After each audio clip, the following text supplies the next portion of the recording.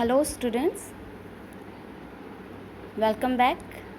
So this is your science class. We were reading the chapter number 3, fiber to fabric. Okay, so last topic was left, that is silk. So let's start.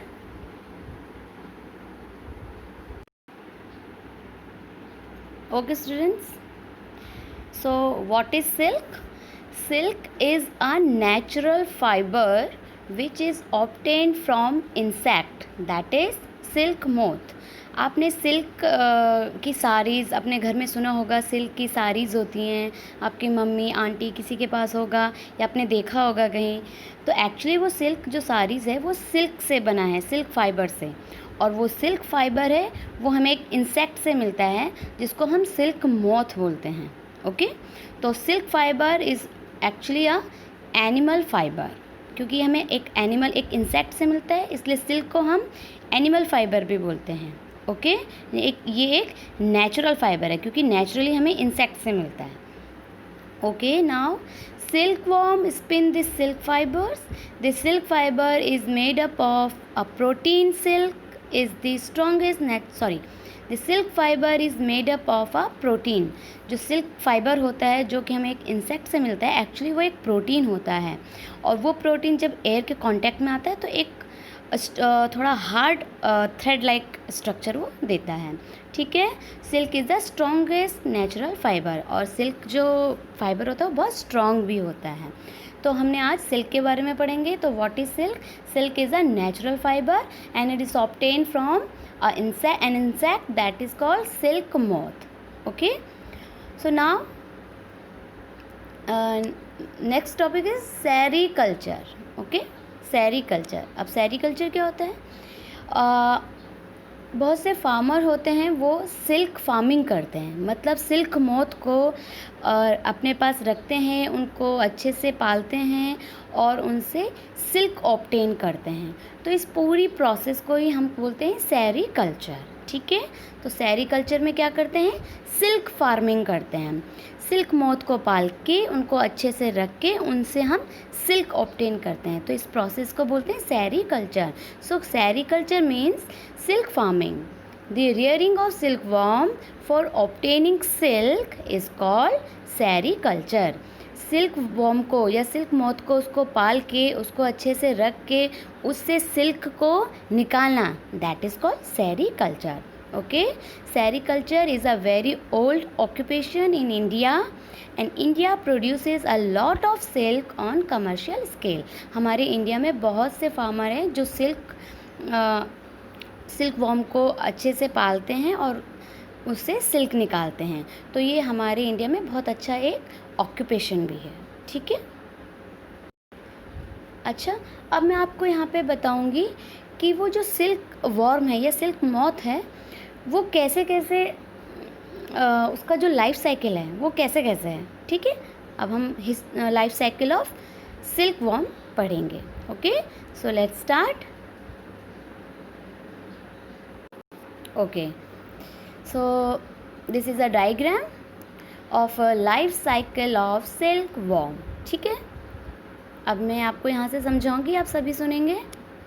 ये देखो बेटा, यहाँ पे जो है ये egg हैं. ठीक है, ये सिल्क वॉर्म का क्या है? एग हैं. आपने मालबरी ट्रीज़ देखा होगा, सुना होगा.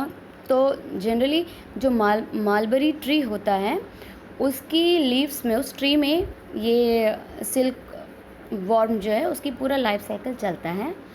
तो जो ये इसके एग हैं, देखो ये मलबरी जो लीव्स हैं उसमें हैं उसके ये एग्स लगे हुए हैं. ठीक है, तो जो फीमेल ये मोथ होता है, ये जो वॉर्म होता है वो ये एग देता है, अंडे, और ये हैं सिल्क वॉर्म के एग्स. ठीक है, इस एग्स में जब हैचिंग होता है, मतलब ये एग जब फटते हैं तो इनके अंदर से निकलता है ये लार्वा. This is larva. मैं आपको फिर से बता दूं, ये है एग, एग से निकलते हैं लार्वा. ये रहा लार्वा. ठीक है, जिसको हम क्या कहते हैं? कैटरपिलर्स भी बोलते हैं. आपने सुना होगा कैटरपिलर. तो ये जो इसका लार्वा है इसको हम कैटरपिलर भी बोलते हैं. मैं आपको एक और इमेज दिखाती हूँ, एक जूम करके एक अच्छी सी इमेज दिखाती हूँ आपको. ये देखो बेटा, ये लार्वा है, ये आपको दिख रहा है, ये वाइट कलर का, ये टॉल, ये लंबा सा, ठीक है, this is larva.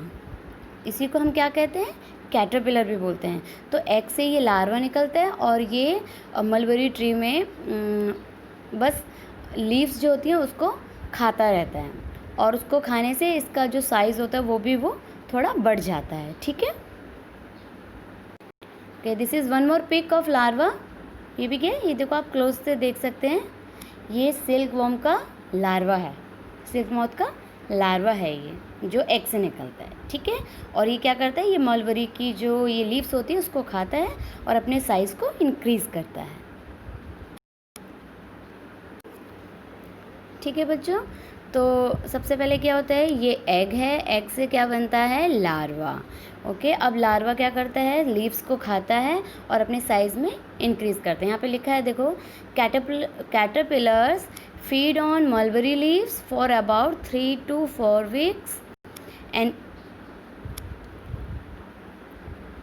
and each of them then spins a cocoon around itself. Okay, अब क्या होता है, ये लार्वा कुछ टाइम तक खाता है और अपने साइज़ में इंक्रीज़ करता है, उसके बाद ये क्या करता है, कोकून बनाने लगता है।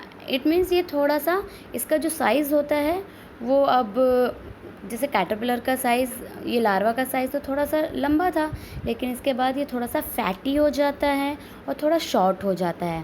That is called pupa, that is called pupa. इसका मतलब पहले एग होते हैं, एग से निकलता है caterpillar, that is called larva, और लार्वा फिर कन्वर्ट होता है इनटू प्यूपा में।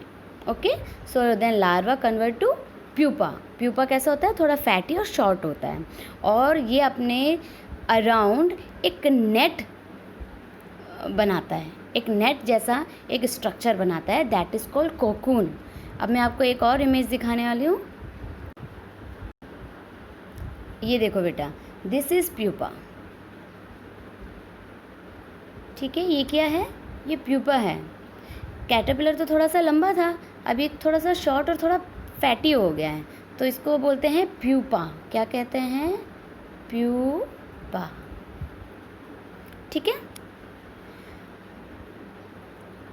अब ये प्यूपा अपने चारों तरफ एक नेट बना लेता है, दैट इज़ कॉल्ड कोकून। अब वो क्या है, अब मैं दिखाती हूँ आपको। ओके स्टूडेंट्स, ये है कोकून, समझ रहे हैं आप लोग। देखो, ये वाइट कलर का एक नेट लाइक स्ट्रक्चर है, इसको हम कहते हैं कोकून, और इसके अंदर ही क्या होता है, प्यूपा होता है। अभी बताया ना, ये दिस इज़ प्यूपा, ये pupa he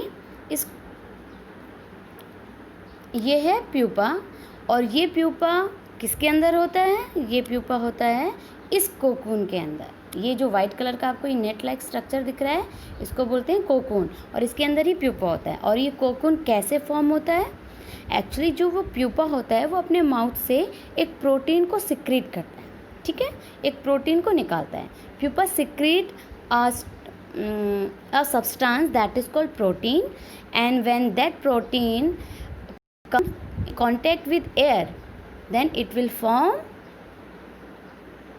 a net like structure, that is called a hard structure, and that is called cocoon. Okay, तो कोकून क्या होता है, एक प्रोटीन होता है जो प्यूपा अपने मुंह से निकालता है। वो प्रोटीन जब आता है एयर के कांटेक्ट में तो एक हार्ड सब्सटेंस बनाता है, दैट इज़ कॉल्ड कोकून। तो ये क्या है, कोकून है, ठीक है। अगर मैं आपको इस कोकून को कट कर दूं तो इसके अंदर से प्यूपा निकलेगा, आप देखना चाहेंगे। Okay, have a look. ये देखो स्टूडेंट्स, यहाँ पे क्या किया है, इस कोकून को कट किया है और इसके अंदर से देखो ये प्यूपा निकला है। देखो यहाँ भी देखो, इसको कट किया है तो इसके अंदर से क्या निकला है, प्यूपा निकला है। अगर हम इसको भी कट करेंगे तो प्यूपा निकलेगा, इससे भी कट करेंगे प्यूपा निकलेगा, ठीक है। ओके, और जो ये कोकून है ये वाइट कलर का, एक्चुअली इसी से हमको क्या मिलेगा, इस वाइट कलर के कोकून से ही हमको मिलेगा सिल्क, जिससे सिल्क के कपड़े बनते हैं, सिल्क की साड़ीज़ बनती हैं, ठीक है। अब इसके बाद क्या होता है, ओके, अब हम यहाँ पे देखें तो सबसे पहले क्या थे, एग था, एग कन्वर्ट होता है larva, that is called caterpillars. Caterpillars convert होता है प्यूपा, और प्यूपा के बाहर होता है ये कोकून, ठीक है। अब इस कोकून को अगर हम कट नहीं करते हैं तो वो प्यूपा अंदर, उसके कोकून के अंदर प्यूपा मैच्योर होता जाता है, और जब वो मैच्योर हो जाता है तो बनता है ये हमारा सिल्क मॉथ, ठीक है। लेकिन अगर हमने उसको कट कर दिया, और लेकिन हमें अगर हमें सिल्क चाहिए तो हमें इससे मॉथ, ये जो सिल्क मॉथ है, सिल्क जो ये इंसेक्ट है, इसको बाहर नहीं निकालना है। उसके लिए हमें क्या करना पड़ता है, उसके लिए अगर हमें सिल्क चाहिए तो हम इस कोकून को बॉईल करते हैं। बॉईल करने के बाद इसके बाहर का जो वाइट वाला जो नेट है, जो कोकून का जो वाइट कलर का जो नेट है, वो अलग हो जाता है, और उस वाइट कलर के नेट से फिर हम सिल्क निकालते हैं। ओके, तो ये उसका पूरा लाइफ साइकिल है। आप अच्छे से इसको ड्रॉ करेंगे कॉपी में, ठीक है। ओके, तो next topic is reeling the silk. Okay, reeling the silk, the process of taking out fibres from the cocoon for use as silk is known as reeling the silk. जब हम cocoon से silk fibre को अलग करते हैं तो उसको हम कहते हैं reeling the silk. Reeling is done in a special machine and silk fibre are spun into silk thread which are woven into silk cloth by weavers, ठीक है। तो कोकून से जब हम सिल्क को अलग करते हैं, कोकून से हम जब सिल्क को निकालते हैं, फाइबर को निकालते हैं, उसको रीलिंग सिल्क बोलते हैं। और इसमें एक स्पेशल मशीन का यूज़ होता है जिससे फिर ये सिल्क फाइबर को हम सिल्क थ्रेड में चेंज करते हैं, और उस थ्रेड से फिर सिल्क के कपड़े बनाते हैं। ओके बच्चा, ठीक है। एक और टॉपिक है, that is excuse me, yes, occupational hazard. अब ऑक्यूपेशनल हैज़ार्ड क्या होता है? एक्चुअली जो वूल इंडस्ट्री से बिलोंग करते हैं जो लोग, मतलब जहाँ पे शीप, गोट, याक, इन सब से वूल निकालते हैं। तो आपको पता है अगर हमें शीप से वूल निकालना है तो जो शीप की फ्लीस होती हैं उसको पहले मतलब जो उसके हेयर होते हैं उसको हटाना पड़ता है शीप से। तो इससे क्या होता है, जो लोग इसमें काम करते हैं, जॉब करते हैं, तो उनमें कभी कभी कुछ डिज़ीज़ होने का खतरा हो जाता है। देखो, अगर कोई पर्सन शीप से वूल निकालना चाहता है तो वो उसके हेयर को कट करेगा, तो क्या होता है उसमें कुछ बैक्टीरियाज होते हैं, जैसे कि एंथ्रैक्स। मोस्टली कौन सा बैक्टीरिया होता है? एंथ्रैक्स, ठीक है। वो बैक्टीरिया उस पर्सन में चला जाता है जिससे उसको एक ब्लड का कोई एक बीमारी हो जाता है, एक डिजीज़ हो जाता है जो बहुत डेडली भी होता है। तो इस तरीके से जो इस तरीके की इंडस्ट्रीज़ में जो लोग काम करते हैं, दैट इज़ कॉल्ड सॉर्टर, और उनमें इस तरीके की बीमारी होने का एक मतलब उनको खतरा होता है कि उनको इस तरीके की बीमारी हो सकती है, इस तरीके का डिजीज़ हो सकता है। So that is called occupational hazard. Okay, so the sorter's job is very risky because sometimes they get infected by the bacteria called anthrax, which cause a deadly blood disease called sorter's disease, ठीक है। उनको एक blood का एक disease हो जाता है, उसको हम बोलते हैं शॉर्टर्स डिजीज़, and the risk face by the people working in any industry due to the nature of their work are called occupational hazard। तो जो लोग इस तरीके की ऑक्यूपेशन करते हैं जिनमें उनको डिजीज़ होने का खतरा होता है, उसी को हम कहते हैं ऑक्यूपेशनल हैज़ार्ड। ओके, तो यहाँ पे आपका ये चैप्टर कंप्लीट होता है। इसके नोट्स मैं आपको प्रोवाइड कर दूँगी। Okay, thank you for watching.